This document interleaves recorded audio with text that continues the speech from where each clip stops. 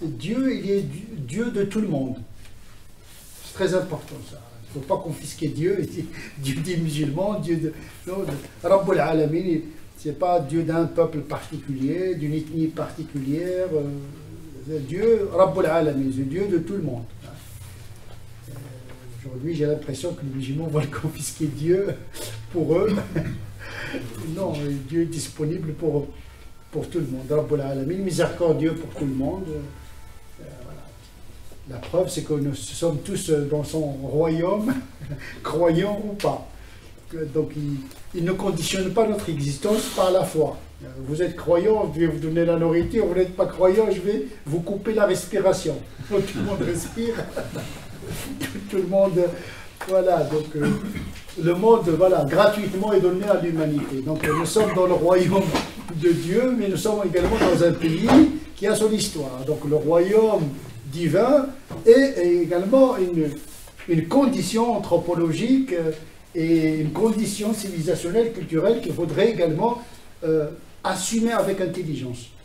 Donc le Coran est l'expression d'un Dieu disponible pour tout le monde et qui nous apprend en croyant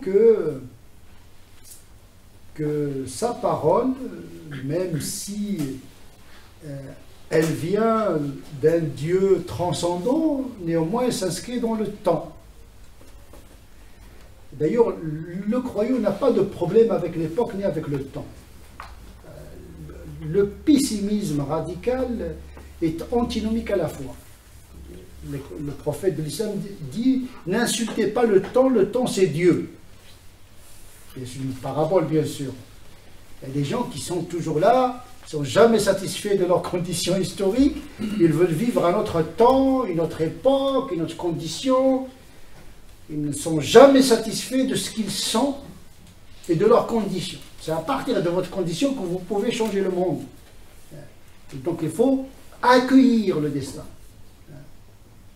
C'est la meilleure... Vous savez, dans les arts martiaux, on accueille le mouvement pour le transformer à son avantage. Il ne faut jamais contrer le...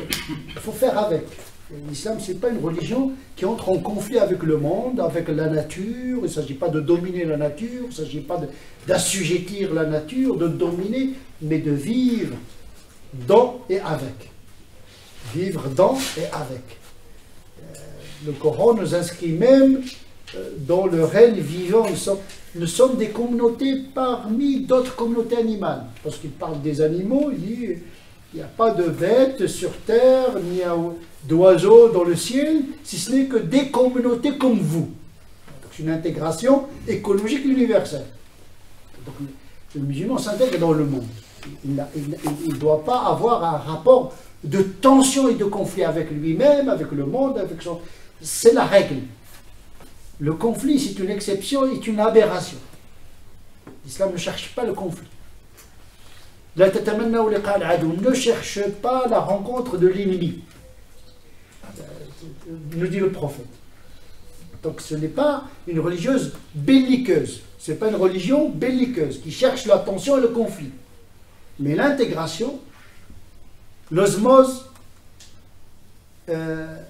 et la réconciliation. Toujours le musulman, il est soucieux de créer le lien. Ce n'est pas une religion qui crée la rupture. On va comprendre pourquoi l'acculturation, parce que l'acculturation permet aux musulmans de vivre avec les autres à travers une même culture.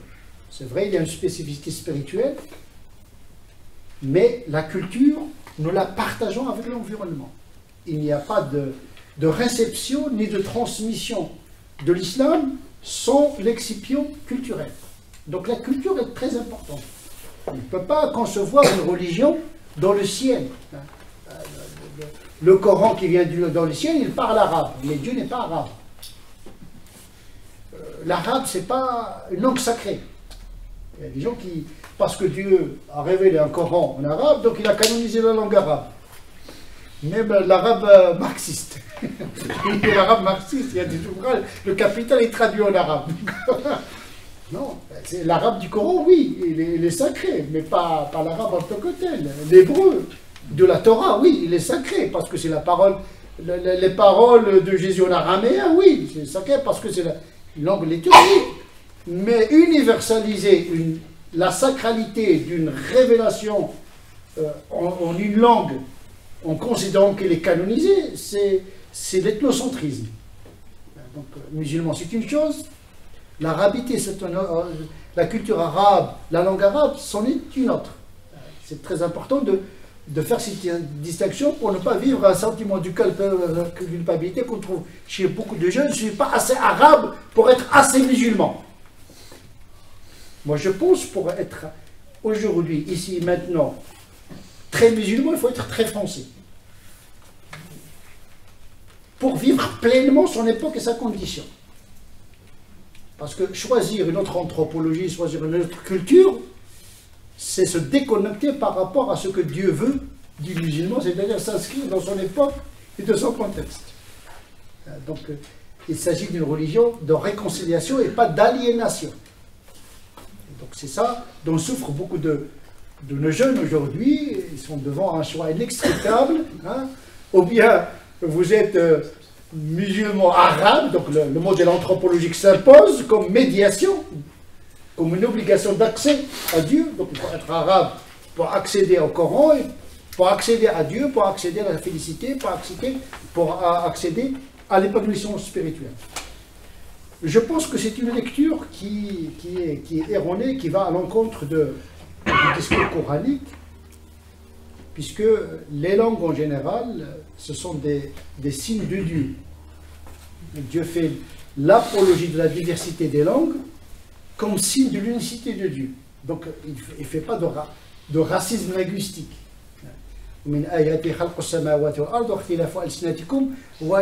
Parmi ces signes, la création des cieux et de la terre et la diversité de vos langues et de vos couleurs.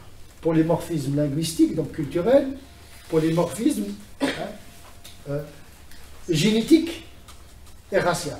Tout ça, c'est un signe de Dieu. Donc il ne dit pas que l'arabité, l'arabe est mieux que les autres langues, etc., puisque Dieu a envoyé des prophètes avec les langues de leur peuple. Chaque peuple a reçu un prophète qui parle le même langage et dans la même culture. Et donc il s'agit pour nous de s'inspirer de ce modèle de communication divine dans une culture donnée, pas pour reproduire ce qui s'est passé à un moment donné de l'histoire de la révélation, mais de s'inspirer de cette méthode d'articulation du sens dans la culture du temps. Donc il y a un travail de réforme, de traduction de l'islam dans la culture du temps, dans notre contexte français qui nous importe ici. C'est ce qu'on appelle la réforme, tajdid. Donc on change le revêtement, hein, le revêtement culturel qui permet la transmission de ce que j'appelle le message. Le message, il est dans le revêtement culturel coranique. Et donc le Coran, il y a un message dans le Coran. Mais ce message, il est enrobé par une langue et par un modèle anthropologique. Arabe, tribal, lié au moment coranique, etc. Donc le Coran a une histoire. Il est adressé à l'humanité à travers un peuple.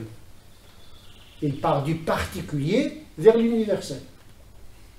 Donc il ne s'agit pas de canoniser le modèle du moment coranique, mais de s'inspirer pour pouvoir le vivre autrement et ailleurs.